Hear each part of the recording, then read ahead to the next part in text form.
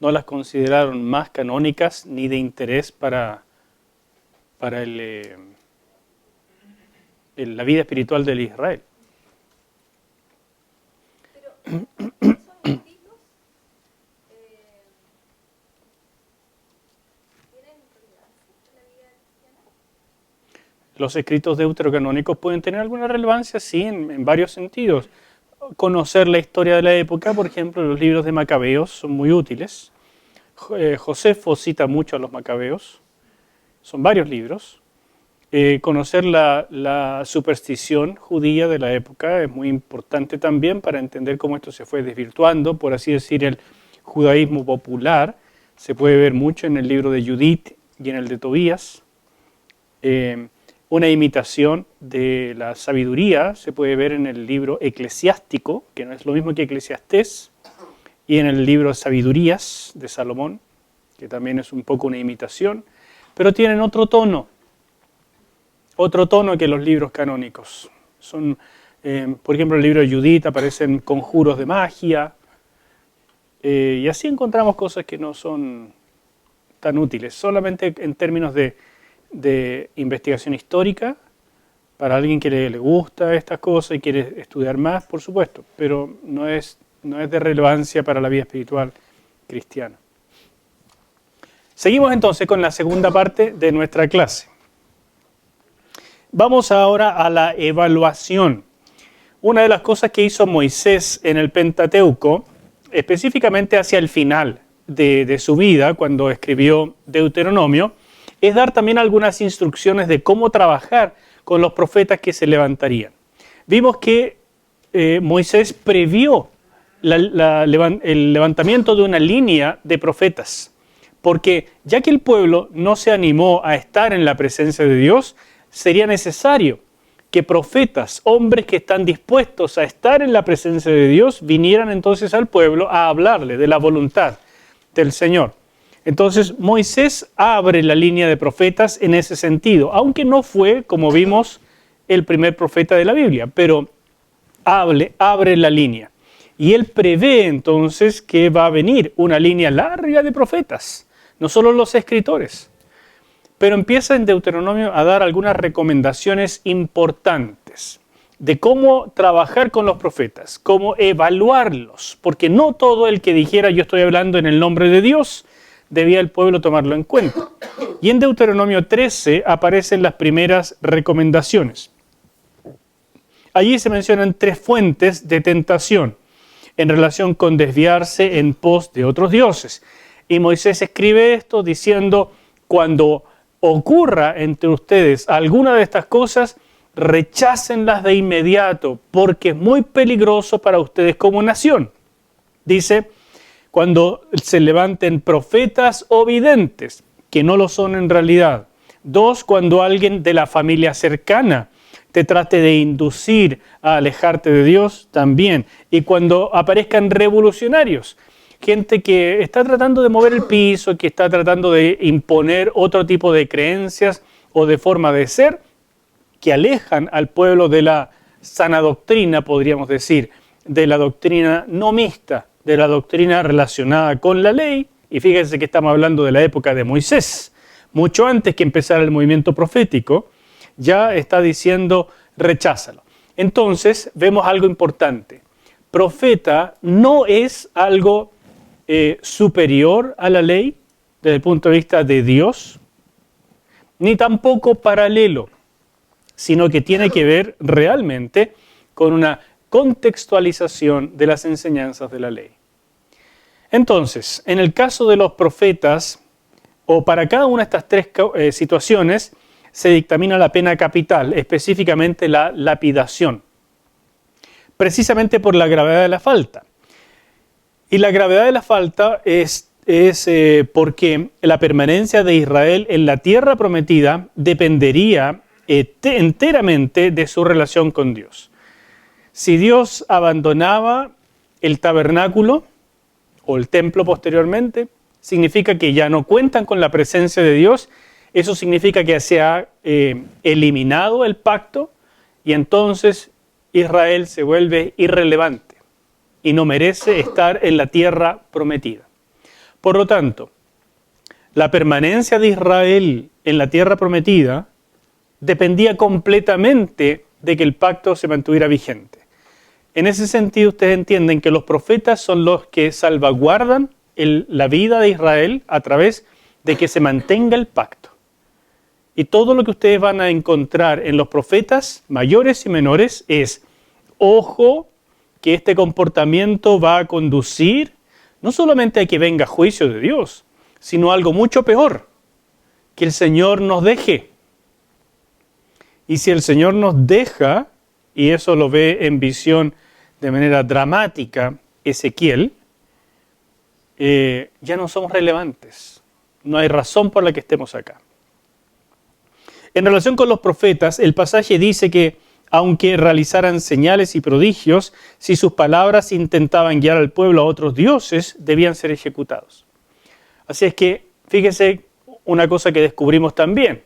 Las señales y prodigios, siendo importantes, no eran la pauta única. Y esto es válido no solamente para aquella época, porque esto estamos hablando de palabra de Dios, es Deuteronomio capítulo 13. Esto es una pauta para todas las épocas. El movimiento carismático en toda época de la iglesia siempre debe estar mirando este punto. Porque nosotros nos preciamos de que la presencia de Dios produce cosas sobrenaturales. Y que bueno, pero el mero hecho de tener cosas sobrenaturales no garantiza el origen. Porque el lado oscuro de la fuerza, por así decir, ¿no es cierto? Satanás y sus huestes también producen manifestaciones sobrenaturales.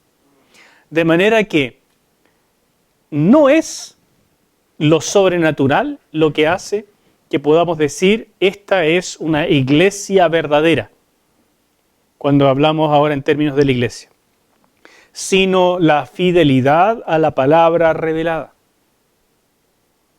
Y este es un punto esencial en toda la época de la iglesia, porque no es el profeta ni el portador de lo sobrenatural el que dirige al pueblo de Dios, sino los escogidos por Dios para cuidar al rebaño, instruyéndole, dándole de comer por medio de la palabra. Y esto es vital de mantener en perspectiva. Lo dice ya tan temprano Moisés y es un grito en toda la época de la iglesia también. Emma. Me hace recordar lo que dice en Mateo capítulo 7. Dice, no todo el que me dice Señor, Señor, entra al reino de los cielos. Así es. Que por su nombre habían echado fuera demonios, habían hecho prodigios y milagros, pero no estaban en el motivo correcto. Correcto. Y sin embargo eso que tú dices de que no todo el que me dice Señor, Señor entrará y ellos habían hecho cosas como echar fuera demonios. Sin embargo eso parece contradecirse con otro dicho del mismo Señor cuando los discípulos les dicen este estaba echando demonios en tu nombre y se lo impedimos. Y Él les dijo no se lo impidan porque el que no es contra mí es conmigo. ¿No es cierto? Entonces eso parece casi contradictorio porque en un momento se vuelve tan rígido y en otro momento se vuelve tan amplio el Señor. Es difícil. Este tema siempre va a ser difícil y tiene que ver con discernimiento. En el caso del Señor, Él tenía el discernimiento total, sabe quién es y quién no es. En nuestro caso, aquí hay una advertencia. Lo sobrenatural no es la marca única o final. Tiene que haber otras cosas más. Cuando entonces seguimos con esto, el mismo Moisés escribe ahora en Deuteronomio 18 otro aspecto muy importante en relación con los profetas. Este pasaje es significativo por dos cosas. En primer lugar, establece la posición de una línea continua de profetas. O sea, aquí en Deuteronomio 18 es donde Moisés revela proféticamente que él es el iniciador de una línea de profetas y que esta línea de profetas va a tener una culminación. No solamente una línea continua, sino que llegará a uno que la marca de ese final es que será un profeta como Moisés. O sea, la comparación de este profeta final es que se va a parecer a Moisés como portador de ley, como obrador de grandes milagros en términos públicos y como guía dirigente del pueblo. Y la verdad es que solo el Señor Jesús ha completado esos requisitos y los superó. Por eso Hebreos, por ejemplo, toma su argumento comparando en gran parte a Jesús con Moisés, diciendo Jesús es mayor que Moisés. Y nos lleva entonces a un mayor y mejor pacto. Y la otra cosa, como ya lo estuve prediciendo, ¿no es cierto?, o anunciando, es que este pasaje mismo es profético, como aclara el Nuevo Testamento, porque se refiere en última instancia al Señor Jesús. Al igual que en Deuteronomio 13 se determina pena capital para los profetas falsos. Pero ¿cómo distinguir los falsos de los verdaderos? En primer lugar, el texto dice, yo les ruego que ustedes lo lean después con calma, Deuteronomio 18, el texto dice que sería sencillo discernir si el profeta hablaba en nombre de otros dioses. Si él decía, vamos en pos de otros dioses, adoremos a tales dioses, digamos, modernicémonos, seamos como los demás, eso ya era una forma directa de transgresión y debía ser eliminado de un viaje. Pero cuando el profeta hablara sus propias palabras y no las atribuyera a origen divino, sería más difícil de distinguir. Ese era el crimen de presunción y la manera de discernir sería, y este es el punto, ¿cómo se discierne cuando alguien está hablando y dice, yo hablo en nombre de Jehová de los ejércitos, o sea, de nuestro Dios? No los estoy tratando de llevar a otros dioses, pero les estoy hablando palabra de Dios. ¿Cómo discernir si es cierto o no? Porque eso es re delicado, ¿no es cierto? Y todavía hoy se da. ¿Cuántas personas se levantan y dicen, el Señor me reveló que esta persona debe casarse con esta otra? Eso se da en la iglesia hoy. Y peor, el Señor me reveló que tú debes casarte conmigo. ¿No es cierto? Eso lo he escuchado y es bien frecuente. ¿Y cuánta otra revelación? El Señor me dijo que debes dejar ese trabajo porque el Señor te va a dar otro mejor. ¿Le harían caso a ustedes? Si viene de Dios, hágale caso de inmediato. Pero ¿cómo saber? Entonces, desde la mismísima María, ¿no es cierto?, que recibe la revelación del ángel en relación con Jesús, entendemos una pauta, guardar en el corazón para que la revelación entonces sea confirmada. Pero en el caso de Deuteronomio 18, se prevé esta línea profética y para distinguir a los falsos de los verdaderos, la primera cosa es que la palabra no era verdadera. ¿Cuándo sabemos que una palabra no era verdadera? Cuando era contradictoria con la palabra previamente revelada.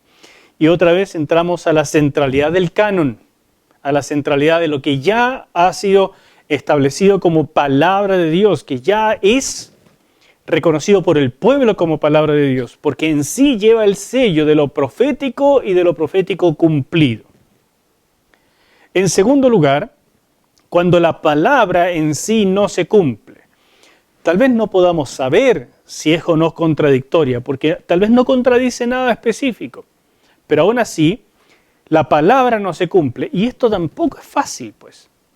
Porque ¿cómo vamos a saber si tal vez el anuncio es que el Señor dice que en 10 años más ocurrirá esto? ¿Y cómo voy a saber? Voy a tener que esperar 10 años para entender.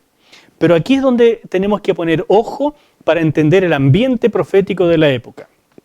Este segundo punto es importante, pues sugiere que el profeta debía mostrar señales que permitieran evaluar su ministerio, con las cuales iba ganando reputación como varón de Dios. Y aquí es donde encontramos este dicho bien característico de los profetas de la Biblia, que dicen una profecía, pero para que la persona supiera que esto viene de Dios, acompañaba con, y esto te será por señal.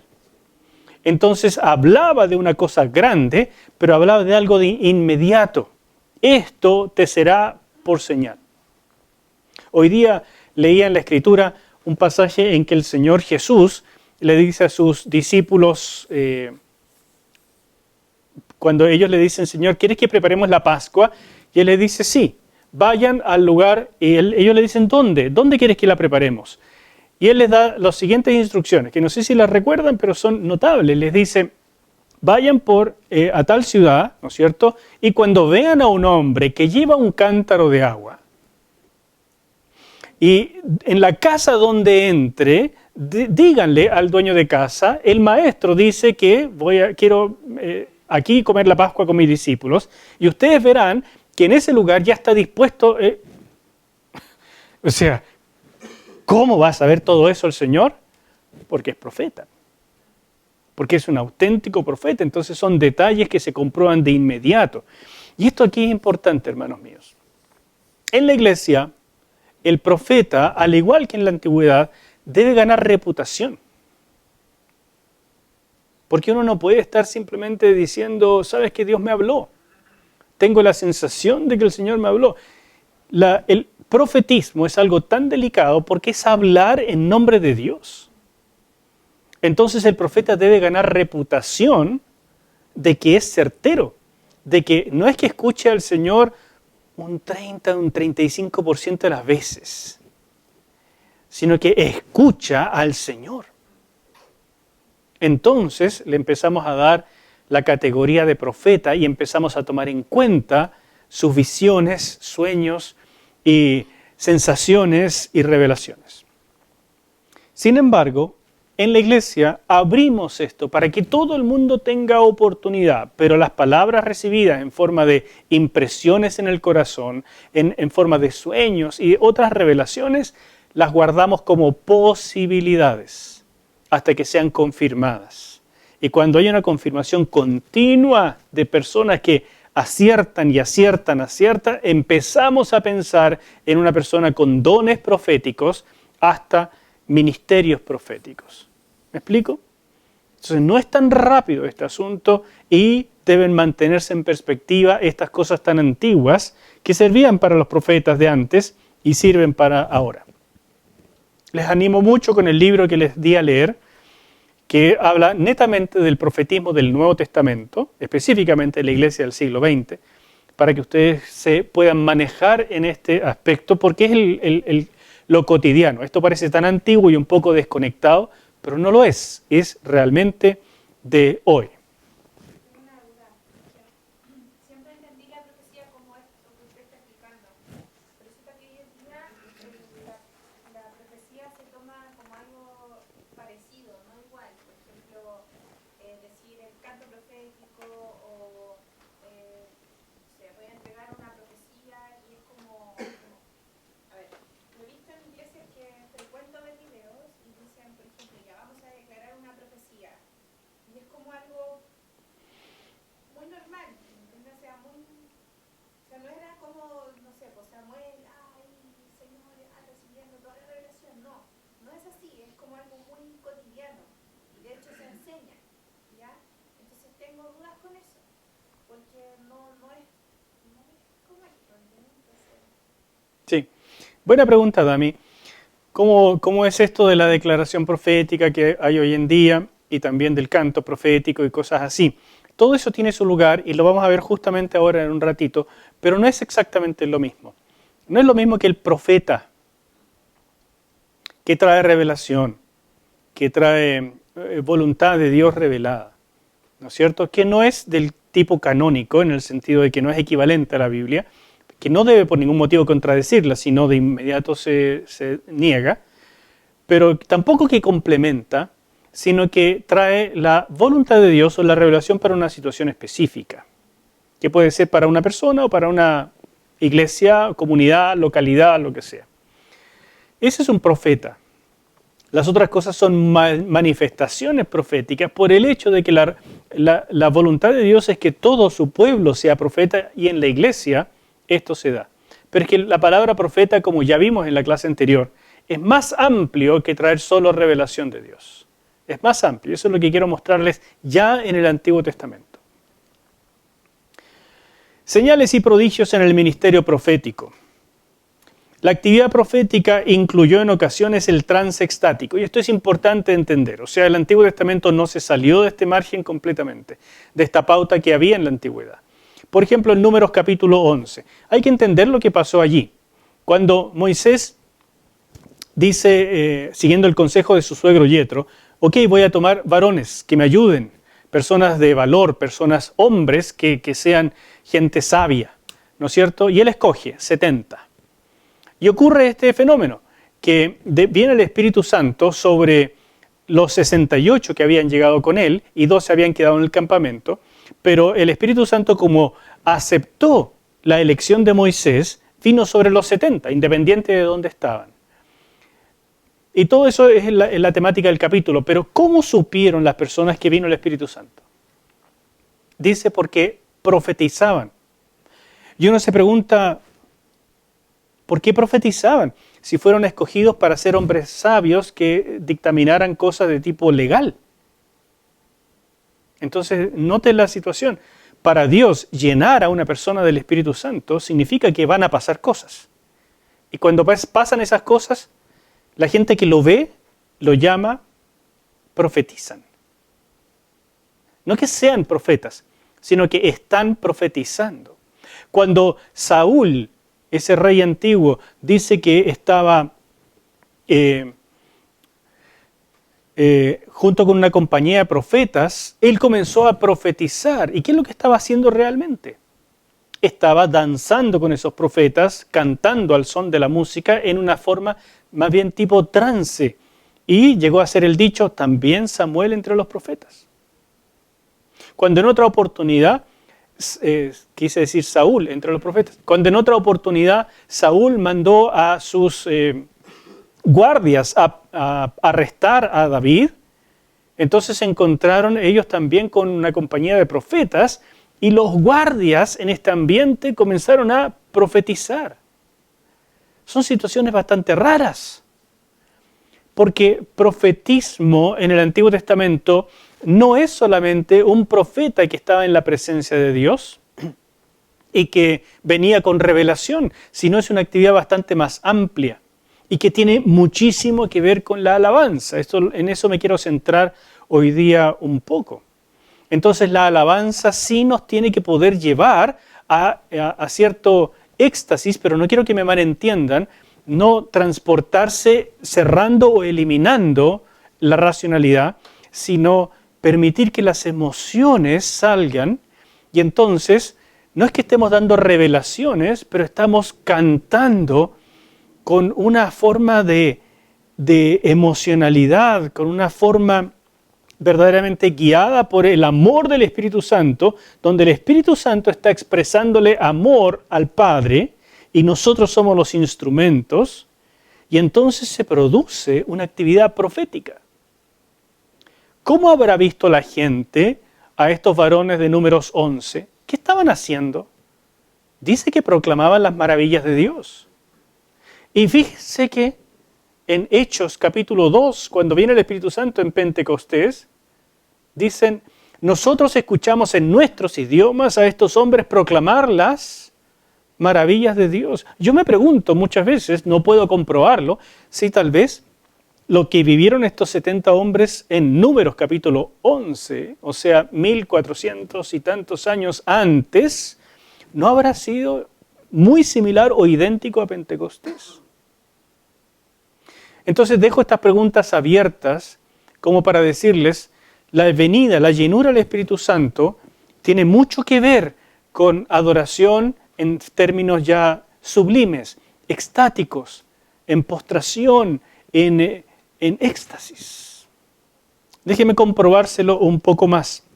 La alabanza era considerada esencial en el ambiente profético. Si ustedes me acompañan a 2 de Reyes capítulo 3, versículo 15.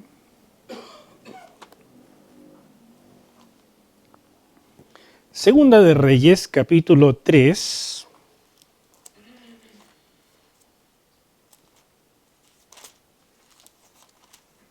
Versículo 15. Eliseo, el profeta Eliseo estaba en una situación donde se le pidió que revelara qué es lo que debían hacer unas personas que estaban en un conflicto militar. Y fíjese lo que él hace. Traedme, dice, un tañedor. Y mientras el tañedor tocaba, la mano de Jehová vino sobre Eliseo.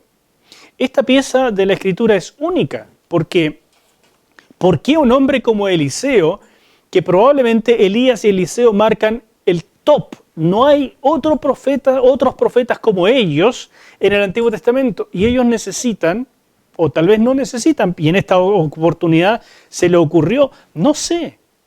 Da la impresión de que es mucho más frecuente de lo que nosotros pensamos, de que buscaban, requerían de que hubiera un ambiente de alabanza, de que a través de esto se indujera en ellos el ambiente necesario para recibir revelación.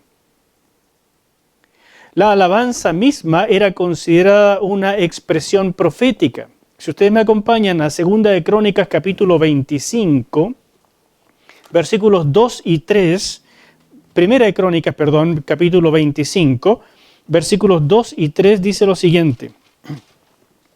Los hijos de Asaf, Zacur, José, Natanías y Azarela, hijos de Asaf, bajo la dirección de Asaf, el cual profetizaba bajo las órdenes del rey. De los hijos de Jedutún, Gedalías, Seri, Jesaías, Hasabías, Matatías y Simei, 6 bajo la dirección de su padre, Jedutún, el cual profetizaba con arpa para aclamar y alabar a Jehová. Entonces, ¿qué era aquí lo que hacían estas personas? ¿Estaban dando revelaciones? ¿Solamente profetizaban cuando algunos de ellos sacaron la letra de un salmo, porque ellos son autores de salmos, por ejemplo? Salmos canónicos. ¿Solamente allí? ¿O el ambiente, el hecho de ser el director, en este caso, de gente que estaba dedicado a la alabanza, porque estamos hablando del periodo de David, que él formó este sistema de alabanza, el hecho de haber sido el director era prerrogativa de él, y tal vez era puesto como director precisamente por eso, porque tenía estas características de que a través de la música podía hacer declaraciones, expresiones y recibir revelación, o por lo menos recibir una alabanza que se entendía por el pueblo, que estaba directamente inspirada por el Espíritu Santo. Entonces tal vez lo que ellos hablaban o decían o cantaban no era directamente palabra de Dios para poner en forma escrita porque era canon, pero era una expresión profética. Entonces les digo, si comparamos eso nuevamente con Números 11, ¿cuál es la diferencia? Si comparamos eso con Hechos capítulo 2, versículo 4, cuando vino el Espíritu Santo, ¿no habrá sido lo mismo? ¿Qué vieron realmente las personas que consideraron que esos estaban borrachos? ¿Por qué los consideraron borrachos? ¿Un profeta debe considerarse borracho? ¿Pero qué era? ¿Se tambaleaban? ¿Estaban con los ojos cerrados en una forma medio de éxtasis? ¿Qué estaban haciendo? Algo tienen que haber visto que les indujo a pensar, 9 de la mañana están con la mona. ¿Se dan cuenta? ¿Qué pasa en Hechos 10, 44 y 46 cuando viene el Espíritu Santo sobre la casa de Cornelio? ¿Cómo se dio cuenta la gente que vino el Espíritu Santo? El Espíritu Santo, por lo tanto, cuando viene calladito. Parece que no. En ese caso hubo lenguas. Pero dice también el texto, ustedes miren el ambiente, proclamaban las maravillas de Dios, hablaban en términos que las demás personas se daban cuenta, esto viene de Dios. Porque si se pone Roel, nuestro compañero, se para y se pone a hablar en holandés, no entendemos nada, pero no vamos a decir necesariamente que eso viene de Dios. Es nuestro espíritu, lleno del Espíritu Santo, que identifica el espíritu de otro que está profetizando. Está hablando inspirado, lleno del Señor. Está hablando en términos burbujeantes, como es la palabra de profetizar. Y mire Efesios capítulo 5, versículo 18 al 20, este famosísimo pasaje que ustedes seguramente conocen, pero a lo mejor no sé si habrán hecho o no esta relación. Nosotros conocemos muy bien el pasaje de Efesios 5, 18. No os embriaguéis con vino en lo cual hay disolución, antes bien sed llenos del Espíritu Santo, del Espíritu, ¿no es cierto? Dice, ¿por qué compara el vino con la llenura del Espíritu? Ciertamente el vino produce disolución, como dice el texto, pero el Espíritu tiene que tener alguna comparación con esto de un poco la pérdida del control que produce el vino. Y mire cuál es la pérdida del control, qué es lo que produce, porque dice en el versículo 19, hablando. El verbo principal es sed llenos, es un verbo en imperativo. Y los verbos que vienen después se llaman verboides, porque están en participio. Y los verboides cuelgan del verbo principal. Significa que los verboides expresan la acción o las acciones del verbo principal. Por lo tanto, sed llenos del Espíritu Santo se expresa de esta manera, hablando entre vosotros con salmos, con himnos y cánticos espirituales, cantando y alabando al Señor en vuestros corazones, dando siempre gracias por todo al Dios y Padre en el nombre de nuestro Señor Jesucristo. Yo creo firmemente que si nosotros en un culto lleno del Señor, se para una persona y comienza a hablar declaraciones, comienza a hacer oraciones, comienza a hablar en lenguas tal vez o no, comienza a bendecir a la congregación, comienza un canto donde ya no solamente cantamos la letra, sino que realmente nos sentimos transportados. Yo creo que los antiguos entrarían a nuestro culto y dirían, están profetizando. Sin embargo, no somos profetas por solo hacer eso, sino que es parte del ambiente profético. El profeta es más que eso, todavía. ¿Se entiende lo que trato de decir? Felipe, querías preguntar algo. Sí, que era un versículo que yo tuve un conflicto hace un tiempo atrás porque no entendía muy bien si es que el ser llenos del Espíritu Santo generaba como resultado el hablar entre nosotros con salmos, himnos y tal, sino que quizás es al revés. Es primero nosotros adoramos, primero alabamos y de esa forma somos llenados del Espíritu Santo. Claro, es una buena pregunta y con lo que te acabo de decir debería estar la respuesta. En la gramática griega, igual que en la gramática castellana, el verbo principal es el que manda. Dice, sed llenos del Espíritu, ¿no es cierto? Sed llenos, en este caso, me acuerdo de memoria, pero no siempre me lo voy a acordar, pero en este caso es un imperativo presente y de voz pasiva. ¿Qué significa? En términos bien concretos, significa imperativo, háganlo. Presente, que se mantenga haciendo. Voz pasiva, dejen que les ocurra. Entonces una buena traducción no es necesariamente ser lleno, sino déjense llenar continuamente. Esa sería la mejor traducción de este pasaje. Déjense llenar continuamente, porque hay un agente externo, el Espíritu Santo, que es el que llena. Dejen que lo haga. Presente continuamente, no una vez en la vida. Continuamente debe ser su forma de vida. Y es una orden de Dios. Y esto es el verbo principal, produce como resultado hablando, cantando,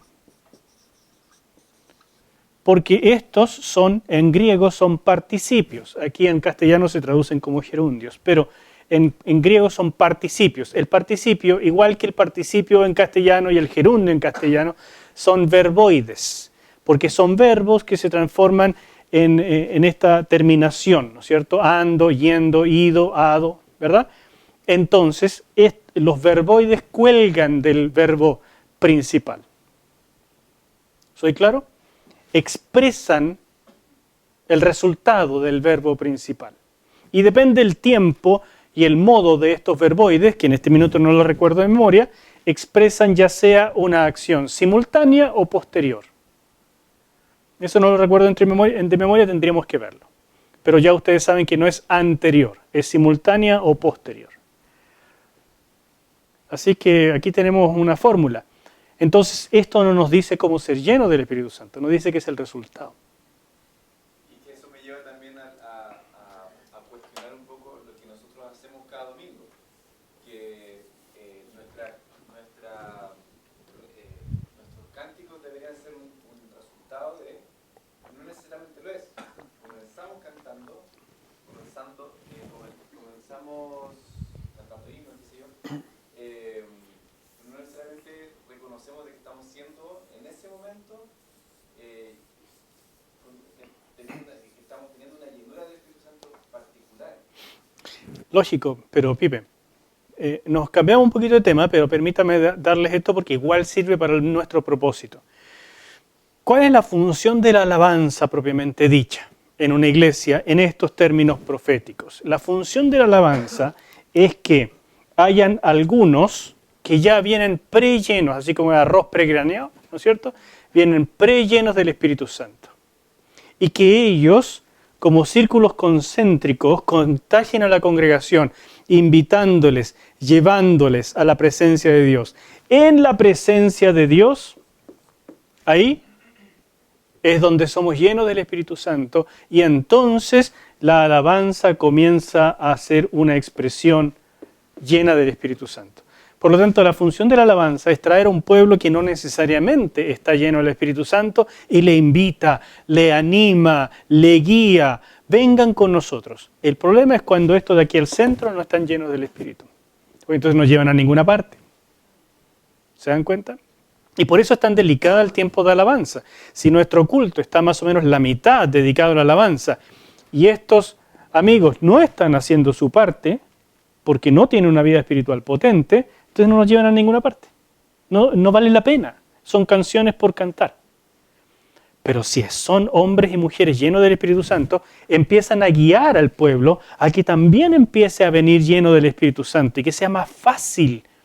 Porque nuestro objetivo en un culto es estar en la presencia de Dios. ¿Se dan cuenta? Pero recuerden que esto es el resultado de la llenura. No es la manera de la llenura. Si nosotros dijéramos, esta es la manera de ser llenos, estaríamos hablando como los paganos que necesitan un método. Delirar primero, lograr el éxtasis y todo ese tipo de cosas. Y no hay un método para ser lleno del Espíritu Santo, salvo estar en comunión, en santidad, en pureza, etcétera, en obediencia. Eso es lo único que Dios dice como método, si ustedes quieren hablar de método. Segundo que acaba de decir, y con lo que usted acaba de decir, yo siento que sí se logra nuestra iglesia, este ambiente, producto de que de pronto también en la misma alabanza, nuestro espíritu se conecta con el Señor y el Señor va revelando en cierta medida algunas cosas. Y también con respecto a lo mismo es cuando, por ejemplo, a veces alguien se puede acercar a usted y decirle algo para la congregación, y yo me imagino que esa también podría ser una manifestación profética que habla a su pueblo en ese minuto. Exactamente, Vicky. Tú estás hablando y estás reconociendo ahora, y con esta información que tenemos, esto es lo que está haciendo rico, que ustedes pueden mirar nuestros cultos y decir, ¿qué hacemos realmente? Y ustedes empiezan a ver que hay manifestaciones proféticas de todo tipo, como el domingo pasado que se me acercó una persona a decir, el Señor estaba inspirando, o sea, le estaba diciendo algo, y entonces es la gran responsabilidad del ministro, del que tiene a cargo la congregación, de estar teniendo el discernimiento para decir, esto viene de Dios, me tinca que viene de Dios, lo dejo pasar o lo restrinjo, esto va a beneficiar y esto no. Entonces el ministro está teniendo esta visión espiritual y es la gran preparación del ministro. ¿Entiende? El ministro de la alabanza tiene que ver eso en términos de su equipo, pero hay un ministro de toda la congregación que tiene que verlo en términos del ministro y de todos los que participan en la iglesia. Y es una responsabilidad enorme, porque no es solamente un programa, sino es una visión en el espíritu de lo que está pasando. Y eso es lo que diferencia una iglesia carismática de una iglesia tradicional. La iglesia tradicional se rige por un programa. Adoran al Señor en términos de un programa. Yo no lo voy a calificar. Pero lo que nosotros queremos por llamarnos carismáticos es que el Espíritu Santo tome el control y que nosotros seamos instrumentos. No locura, no histeria, sino verdaderamente llenura del Espíritu Santo. Y eso hace que un culto sea auténticamente inspirado por Dios. No es fácil de lograr, es un tremendo desafío. Así que me encanta que estén empezando ya a pensar en términos de nuestra realidad al ver las cosas antiguas. Para eso sirve la Biblia. Bien, hermanos, vamos a seguir 2 minutos más para tratar de cerrar ideas. Poco se nos dice acerca de la manera en que los profetas recibían la revelación divina y los efectos que la presencia de Dios producía en ellos. Lamentablemente no hay mucha revelación, pero tenemos alguna. Por ejemplo, en Daniel 10 se ve a Daniel delante del ángel perdiendo la fuerza, cayendo a tierra. Entonces nos damos cuenta que la presencia de Dios producía cosas. Isaías tiene manifestaciones también. También Jeremías y Ezequiel. Ezequiel anduvo desnudo, Isaías también. Anduvo Ezequiel acostado sobre un costado, claro, tuvo que acostarse sobre un costado con señales rarísimas. Vean lo que pasa en Apocalipsis capítulo 1, cuando Juan, siendo apóstol, ahora hace las veces de profeta y está en la presencia del Cristo resucitado y cae a tierra y no se atreve a levantar el rostro. La presencia de Dios produce efectos concretos. No es solamente una idea, ¿no es cierto? No es un sabio que medita en la Escritura y encuentra una verdad. El profeta recibe un impacto de la presencia de Dios. Y tenemos que sacar algunas conclusiones de todo esto. Hay señales y prodigios en el ministerio profético del Antiguo Testamento que hablan de las credenciales de un profeta verdadero, que lo incluían lo sobrenatural. Sin embargo, y entendamos esto, no todos ministraban dones de sanidades en sus ministerios. No todos. Ustedes pueden ver el Antiguo Testamento y hay mucho profeta. Yo les di la clase pasada una lista larga de profetas mencionados por nombre y de otros videntes sin mencionar el nombre que daban revelaciones. Pero son poquitos los que ministraban sanidades o provisión, como por ejemplo Eliseo con el aceite o traer pan, cosas por el estilo, harina, ¿no es cierto? No son muchos. Moisés también es conocido como el profeta que trae provisión a su pueblo, porque por medio de su palabra viene el maná. Por eso que Jesús también hizo una provisión muy particular para que la gente lo identificara. Pero no es algo tan común. Sin embargo, el profeta tenía que tener credenciales en relación con lo sobrenatural o no podía ser considerado profeta. ¿Cuál era el propósito de Dios al realizar milagros de sanidades y de abastecimiento por medio de los profetas?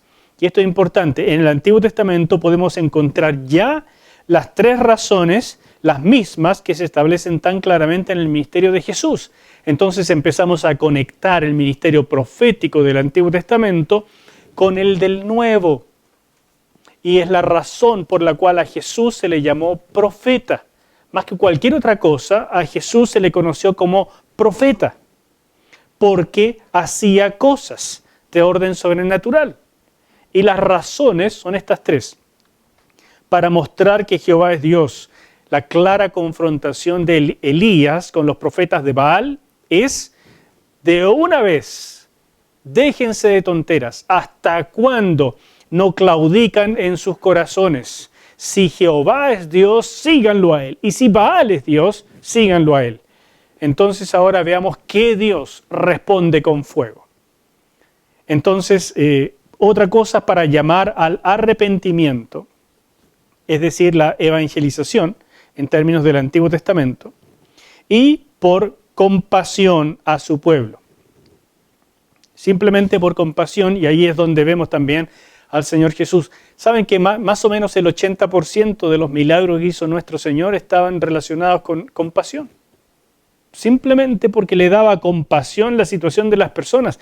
A veces no era que iba a demostrar quién era o que quería dar un mensaje de Dios, simplemente porque le daba pena. Y eso es el corazón de Dios. Y esto ya se ve en los profetas del Antiguo Testamento. ¿Qué les parece? Quiero terminar con una lámina más. Esta es la última. ¿Por qué estudiar a los profetas? Porque con lo que acabo de decir terminamos el repaso del Antiguo Testamento 2 y nos metemos propiamente a nuestro curso Antiguo Testamento 3, profetas escritores y específicamente los 12 profetas menores. ¿Por qué estudiar a estos hombres tan antiguos? Pienso que con lo que acabamos de decir ya debería estar despertado el bichito del interés, pero hay más cosas. El uso de la ley en el ambiente del pacto mosaico y el patrón divino de comunicar y advertirles antes de llegar a la obra extraña que menciona Isaías 28:21. La obra extraña de Dios es tener que llegar al juicio y entonces establece un patrón de advertencia por medio de los profetas. Un patrón que puede durar tiempo, bastante tiempo, varios años de advertencia antes de que venga el juicio. Pero esta advertencia está fundada en la ley. Entonces aprendemos de la manera en que lo hacen los profetas cómo se contextualiza la palabra a los ambientes de vida de un pueblo. Pero todo circunscrito en el pacto mosaico. Y esto es una gran dificultad en el Nuevo Testamento. Porque aunque la iglesia está en pacto, no toda nuestra sociedad está en pacto. Entonces es un error pararse en la plaza de armas como profeta a lanzar maldiciones a la gente porque no se arrepiente. Porque ese es el ambiente del pacto mosaico en el cual no estamos. La iglesia no tiene esa función. El patrón profético de Noé, tan antiguo, ya se ve en estos profetas. O sea, Dios revelándose a un hombre, el hombre predicando a la gente el arrepentimiento. En el caso de Noé dice que él trabajaba en el arca y predicaba. ¿Y por cuánto tiempo? No hay un dato exacto, pero dice que fueron 120 años. 120 años predicando hasta construir el arca. ¿Y qué logró? Nada. Ni un solo convertido. En términos de ministerio fue un tremendo fracaso. Pero es el patrón, ¿no es cierto? Antes de venir la obra extraña, Dios advierte y advierte. La fidelidad y gracia de Dios junto al anuncio del día de Jehová. Eso va a ser interesantísimo y fundamental en los profetas. El día de Jehová es todo un tema que nos va a realmente fascinar, espero, porque es un gran asunto en los profetas. El anuncio de la promesa mesiánica del descendiente de David. Esta promesa es fundamental en los profetas. Si no tuviéramos los profetas menores, o sea, los profetas en general, especialmente Isaías, sabríamos muy poco acerca del futuro Mesías.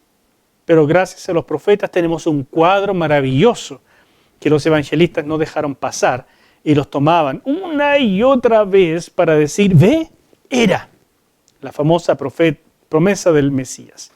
El panorama de la historia de Israel y del mundo. Eso lo vemos en algunos profetas en particular, los mayores.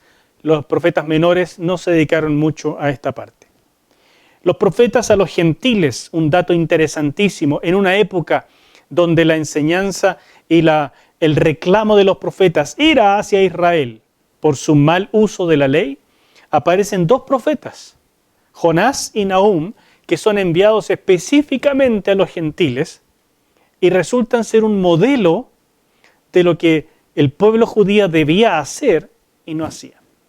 Así que nos van a interesar muchísimo Jonás y Nahum como un modelo especial dentro de los profetas. Y finalmente el tema de la profecía cumplida, porque todo lo que ellos anunciaron se cumplió, nos debe decir hay que tomar a Dios en serio.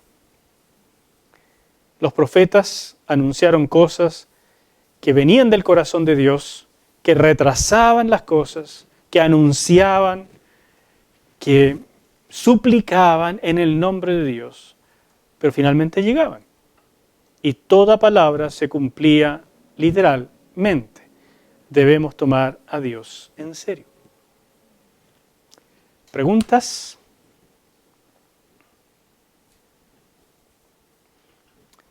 ¿Va bien? ¿Se está entendiendo todo? Espero que sea desafiante, que les anime, porque vienen cosas muy, muy hermosas en este estudio de los profetas. Dios les bendiga y nos vemos el próximo miércoles.